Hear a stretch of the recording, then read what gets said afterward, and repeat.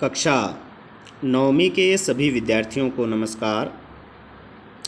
आप सभी का सेंट एंजल्स पब्लिक स्कूल की ऑनलाइन कक्षा में स्वागत है, अभिनंदन है। हमें उम्मीद है कि आप सब स्वस्थ होंगे और आपसे प्रार्थना भी है कि आप सब लॉकडाउन का पालन करें, सरकार के बताए हुए निर्देशों का पालन करें, अपने घरों में रहें, सुरक्षित रहें। क्लास 9th हिंदी व्याकरण। देखिए, हम पढ़ रहे हैं पत्र लेखन। पत्र लेखन में हम संपादकीय पत्र पढ़ रहे हैं। संपादकीय पत्र किस तरह से लिखे जाते हैं, किस तरह से क्या इनका प्रारूप होता है लिखने का, वो सब हम देख रहे हैं, पढ़ रहे हैं। आज हम एक नया पत्र लेकर आपके सामने उपस्थित हैं। देखिए, संपादकीय पत्र जो है वो जो कि औपचारिक पत्रों का ही एक भेद है। तो देखिए, क्वेश्चन कुछ इस प्रकार है। आप प्रियंका भाटिया MBBS की छात्रा हैं और 15A नोएडा गौतम बुद्ध नगर में रहती हैं। आपकी विज्ञान पर पकड़ है। आप कटते हुए वृक्ष और उससे होने वाली हानियों से समाज को अवगत कराना चाहती हैं। आप दैनिक जागरण के माध्यम से लोगों को सावधान कराने के लिए पत्र लिखिए। तो ये क्वेश्चन है। देखिए कि आप प्रियंका भाटिया हैं, इसमें लिखने वाले कौन हैं? प्रियंका भाटिया, यानी आपको प्रियंका भाटिया बन कर के पत्र लिखना है, प्रियंका भाटिया की ओर से पत्र लिखना है। फिर आपकी क्या विशेषता है कि आप MBBS की छात्रा हैं, यानी आप लड़की हैं, स्टूडेंट हैं और 15A नोएडा गौतम बुद्ध उत्तर प्रदेश गौतम बुद्ध नगर में रहती हैं। ये आपका पता हो गया, एड्रेस भी दिया हो गया, यानी लिखने वाले का नाम हमें दिया हुआ है, लिखने वाले का पता भी दिया हुआ है। और मेन बात क्या है, टॉपिक कि आपकी विज्ञान पर पकड़ है, यानी आप विज्ञान के छात्रा रहे हैं। तो आप जो है आपको ये वृक्ष कट रहे हैं, उससे संबंधित होने वाली हानियों के बारे में आपको जो है समाज को जागरूक कराना है, उनको अवगत कराना है। दैनिक जागरण के माध्यम से लोगों को सावधान कराने के लिए पत्र लिखना है। तो सभी चीज़ आपको दी हुई है, समाचार पत्र का भी दिया हुआ है, दैनिक जागरण, आपका नाम, आपका एड्रेस, सब कुछ दिया हुआ है। तो आपको प्रियंका भाटिया बन करके एक पत्र लिखना है। तो चलिए शुरू करते हैं। देखिए, सबसे पहले लिखने वाले का पता आता है। लिखने वाले कौन है? प्रियंका भाटिया। उसका एड्रेस क्या है? देखिए, एड्रेस कुछ इस तरह से लिखते हैं, 15A नोएडा गौतम बुद्ध नगर उत्तर प्रदेश। ये हमने एड्रेस लिख दिया है। एड्रेस में आप अपनी तरफ से भी अगर थोड़ा एड्रेस दिया है तो अपनी तरफ से भी कुछ जोड़ सकते हैं। जैसे यहाँ आप लिख देते कि मकान नंबर भी लिख सकते थे आप कि 230/2 15A sector 15A Noida Gautam Buddh Nagar Uttar Pradesh पूर्ण विराम।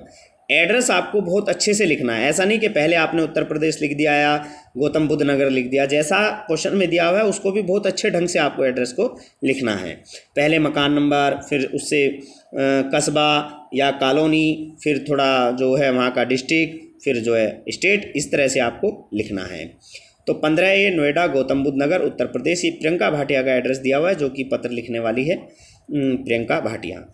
तो उसका एड्रेस होने के बाद आप लिखेंगे डेट 13 मई, स्पेस 2020 लिख दिया, या 20XX भी आप लिख सकते हैं। डेट के बाद आप एक लाइन छोड़ेंगे, लिखेंगे सेवा में संपादक महोदय, क्योंकि ये संपादकीय पत्र है। लिखना भी हमें दैनिक जागरण के संपादक को है। दैनिक जागरण के माध्यम से हमें लोगों को जागरूक करना है।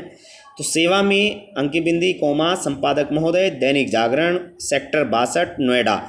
अब आप यहाँ सेक्टर कहेंगे, सेक्टर 62 सर जी आपने कैसे डाल दिया?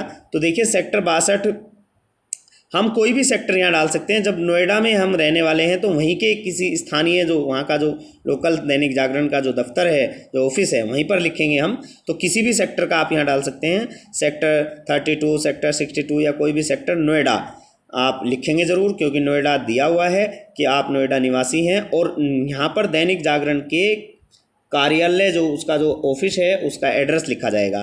तो उसका एड्रेस हमें नहीं दिया है, लेकिन फिर भी हम पता है कि यदि हम दिल्ली में रहते हैं तो उसका कोई भी जो संस्था है वो उसका ऑफिस कहाँ होगा? दिल्ली में ही होगा।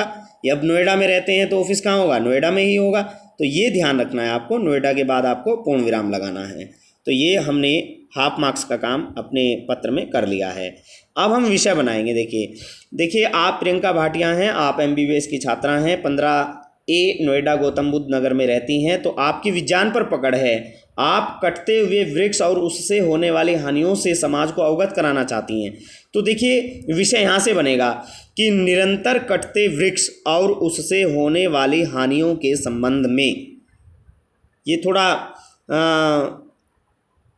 बड़ा विषय बन गया है, लेकिन इससे छोटा नहीं बन सकता है। छोटे से छोटा हमने बनाने का प्रयास किया है एक ही वाक्य के अंदर कि निरंतर कटते वृक्ष और उससे होने वाली हानियों के संबंध में के पे अंकी बिंदी और पूर्ण विराम आ जाएगा। विषय के बाद लिखने के बाद पूर्ण विराम अवश्य लगाते हैं। विषय से पहले एक लाइन छोड़ दी, विषय के बाद में भी आपको एक लाइन छोड़नी है। आगे देखिए, अब लिख दिया हमने संबोधन। संबोधन में लिखा महोदय या मान्यवर, मान्यवर लिख दिया। मान्यवर के बाद कोमा लगाएंगे और फिर लाइन के साथ से ही शुरू करेंगे। लाइन के साथ साथ आपको ये पूरा पत्र लिखने हैं सभी। तो लाइन के साथ से हमने शुरू किया, जो कि संपादकीय पत्र की एक प्रसिद्ध 2-3 लाइनें होती हैं जो सभी संपादकीय पत्रों में लिखी जाती हैं, जो कि उभयनिष्ठ होती हैं, कॉमन होती हैं। देखिए, मैं आपके लोकप्रिय समाचार पत्र की नियमित पाठिका हूँ। मैं आपके लोकप्रिय समाचार पत्र के माध्यम से काटे जा रहे वृक्षों को रोकने के लिए जनता को सावधान कराना चाहती हूँ। अब हम टॉपिक लिखेंगे क्या है। देखिए, वृक्ष निरंतर कट रहे हैं, वाहनों की संख्या बढ़ रही है, प्रदूषण बढ़ने से प्रकृति का चक्र टूट रहा है, पर्यावरण में घुटन बढ़ रही है। जिन वृक्षों को बड़े प्रयास से पाला और संवारा गया, जो नगर की शोभा बढ़ा रहे थे, उन्हें ही अब व्यक्तिगत व आर्थिक लाभ हेतु बिल्डरों की मिली भगत से फालतू और पुराने बताकर उनकी जगह नए वृक्ष लगाने की योजना कहकर वृक्षों को काटा जा रहा है। ये देखिए काफ़ी लंबा सेंटेंस है, तो इसमें आपको विराम चिन्हों का विशेष रूप से ध्यान रखना पड़ेगा। देखिए, पुनः आप देखिए कि वृक्ष निरंतर कट रहे हैं, वाहनों की संख्या बढ़ रही है, प्रदूषण बढ़ने से प्रकृति का चक्र टूट रहा है। ये सही बात है। पर्यावरण में घुटन बढ़ रही है। जिन वृक्षों को बड़े प्रयास से पाला और संवारा गया, जो नगर की शोभा बढ़ा रहे थे, उन्हें ही अब व्यक्तिगत व आर्थिक लाभ हेतु, यानी व्यक्तिगत पर्सनल, और आर्थिक यानी धन से संबंधित, जो धन के लिए मतलब धन के लाभ के लिए, हेतु माने के लिए, बिल्डरों की मिली भगत से, जो बिल्डर हैं, जो बिल्डिंग बनाते हैं, बिल्डर्स जो होते हैं, उनकी मिली भगत से फालतू और पुराने बताकर, यह बताकर कि पुराने हो गए हैं या ज़्यादा हैं और उनकी जगह पर हम नए वृक्ष लगाएंगे, इस तरह की योजना कहकर वृक्षों को काटा जा रहा है। अब आगे देखिए क्या लिखा है। अब कुछ उसमें साइंटिफिक कुछ लाभ बताएंगी। देखिए, वृक्ष हमारे लिए जीवनदाता हैं। वे बिना कुछ कहें और बिना कुछ मांगे हमें स्वच्छ वायु देते हैं। तो यहाँ पर हैं पर अंकी बिंदी आएगी। देखिए, देते हैं, वे बिना कुछ कहे और बिना कुछ मांगे हमें स्वच्छ वायु देते हैं। वृक्ष ही वर्षा का कारण बनते हैं। वृक्षों के बिना नोएडा नगर का पर्यावरण बहुत घुटन भरा हो जाएगा। बिल्कुल ठीक है। वह अधिकांश जनता स्वस्थ रहने में असमर्थ होगी। अभी तो पानी आयात करना पड़ता है, यानी पानी दूसरे राज्य से लेना पड़ता है। आयात माने दूसरे राज्य से लेना, या अभी तो पानी आयात करना पड़ता है। आगे चलकर श्वास लेने के लिए ऑक्सीजन भी आयात करनी पड़ेगी। तो यहाँ तक हमने उसके बिल्कुल लाभ बताए, उसकी हानियाँ बताई। अब हम निष्कर्ष के रूप में उसका समापन वाला भाग लिखेंगे। देखिए, नेक्स्ट लाइन से शुरू करेंगे, नया पैराग्राफ बना के। अतः मेरा आपसे अनुरोध है कि क्या करें। देखिए, अतः मेरा आपसे अनुरोध है कि इस पत्र को अपने लोकप्रिय समाचार पत्र में स्थान देने की कृपा करें। ये अवश्य लिखते हैं हम समापन में संपादकीय पत्रों में। अतः आपसे अनुरोध है कि इस पत्र को अपने लोकप्रिय समाचार पत्र में स्थान देने की कृपा करें, ताकि स्वार्थी लोगों द्वारा इन जीवनदायी, जो जीवन देने वाले हैं, जीवनदायी वृक्षों का कटाव बंद हो तथा शहर के सौंदर्य और पर्यावरण को बचाया जा सके। यहाँ तक हमने लिख दिया। उसके बाद सधन्यवाद के बाद एक्सक्लामेटरी साइन यानी विस्मयादिबोधक चिन्ह, एक लाइन छोड़कर लिखेंगे भवदीया। भवदीया यहाँ क्यों लिखेंगे? क्योंकि लिखने वाली कौन है? लड़की है, छात्रा है, लड़का नहीं है। अगर जेंट्स होता तो भवदीय, अगर मतलब जो है लड़की की बात है या किसी औरत की बात है या महिला की किसी बात है तो वहाँ पर लिखेंगे भवदीया। भवदिया। अब लिखने वाली कौन है? प्रियंका भाटिया। तो ये प्रियंका भाटिया की ओर से पत्र लिखना था, हमने जो लिख दिया है।